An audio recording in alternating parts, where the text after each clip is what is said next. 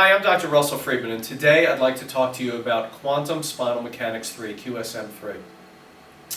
One of the amazing things about QSM3 is that it uses four very important foundational principles: tensegrity, vitalism, orthogonality, and upper cervical. All four key cornerstone pieces for corrective biomechanics in chiropractic. So the first piece, tensegrity, was coined by Buckminster Fuller, and what he said is the body is wrapped in a myofascial envelope and that the body is actually blown up like a balloon.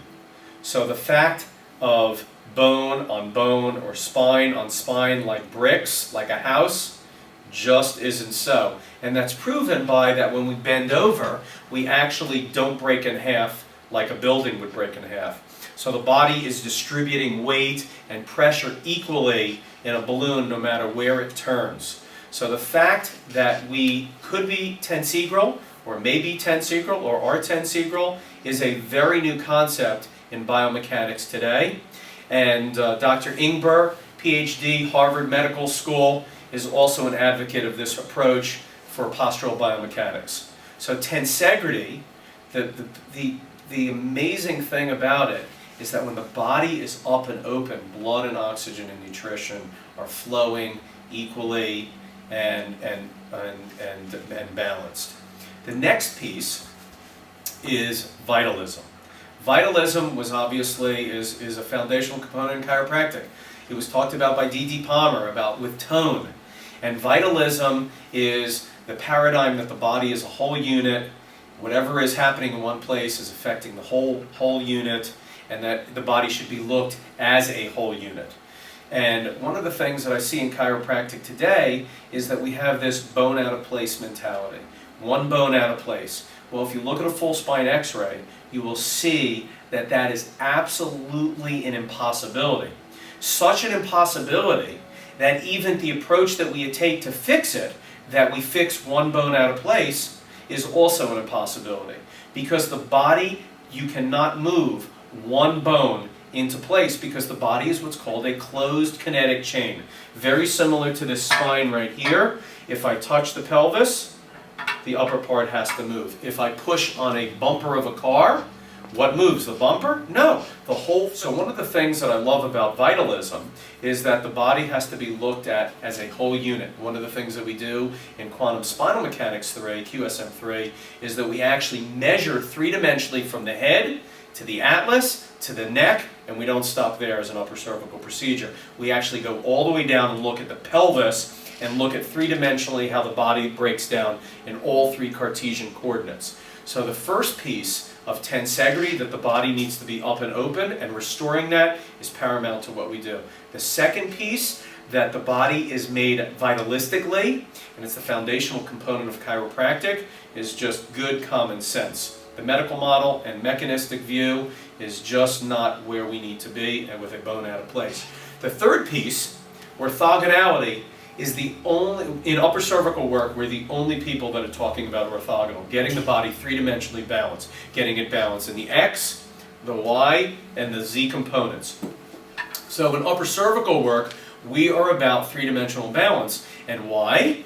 Because when the body is symmetrical, guess what happens? The body pops up in its tensegral position because gravity, when we're off-center, collapses and collapses and collapses. And we see that in our elderly. When we're on center and symmetrical and the spine is supporting us, we pop open, the muscles are open, the muscles are symmetrical, the discs are now up and open, no wedging, no degeneration, no osteoarthritis, no joint issues because the body is centered.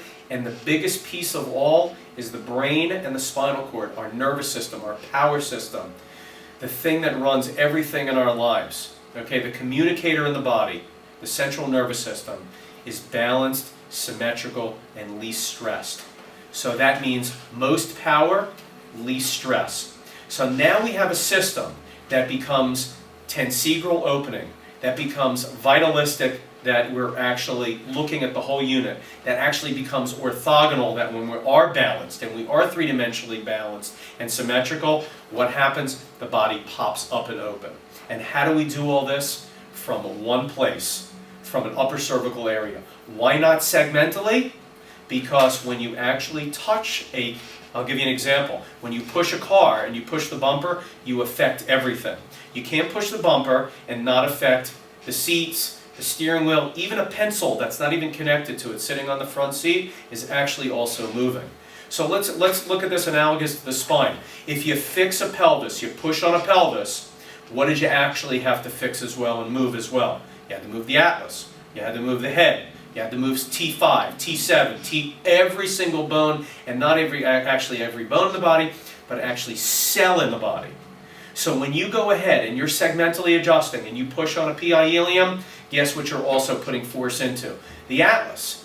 And that would be a great concept, is to fix everything from one place. The problem is that the full spine segmental chiropractor then goes ahead and touches other places. So if he's touching another place, so if he just moved the PI ilium, put pressure into the ilium, put force into the ilium, corrected the ilium, he had to correct everything else. And then if he goes to head and corrects something else, he has to knock out the pelvis. So upper cervical work, because the body is a closed kinetic chain and energy in is received by the whole unit, has to come from one area. That's my cell for the upper cervical area. But the closer for the upper cervical area, and why the upper cervical area, is because the anatomy of the upper cervical area is the skull and the atlas, and C2 surface is the ball, the cup, and the ball that fits back into the upper cup. Is that this area right here doesn't have a disc, and we can actually tilt it either way, three-dimensionally move the head to send energy down the body in any way that we want. So it's kind of like the steering wheel for the body. So the body breaks down in a pathway and then collapses. And we need to access that pathway. I'll give you a nice easy example. The body's 20 pounds right and it's rotated posterior 10. Well, what would you do to correct this? Somebody, even a 5-year-old would come and say, let's push it right to left and back to front, posterior to anterior. Well, you need to be able to access that pathway because that's where the body is stuck. And if you notice, as I lean out, every single bone comes with it. We just don't know where it is. There is nobody that can look at a spine on an X-ray, on a full spine, and say, that bone's out of place and everything else is perfect. Can't say that. And nobody can look at a full spine view with the body off center and say, that's the cause. And we use indicators in chiropractic that don't tell us the cause either. Well, it's hot there. Its leg is short, the atlas is out, there's wedging. All they do is indicate that there is a spinal misalignment. So QSM3 is the only system in chiropractic that uses a vitalistic approach. It uses a tensegral approach to restore tensegrity. It uses an orthogonal model to get the body on its center that has measurability. And the last piece it does is it uses the upper cervical area to be able to access the pathways that are stuck so that the body can be released and restored back to center. It looks like this. So if the body is tensegral, body goes off center and it collapses, we don't need to push anything, we don't need to twist anything, we don't need to put any force in, we just need to find the pathway of what's holding it here. We call that a resistant pathway, and release it and watch what happens. Orthogonal, tensegral, from one place. Thank you for visiting with me today. I'm Dr. Russell Friedman.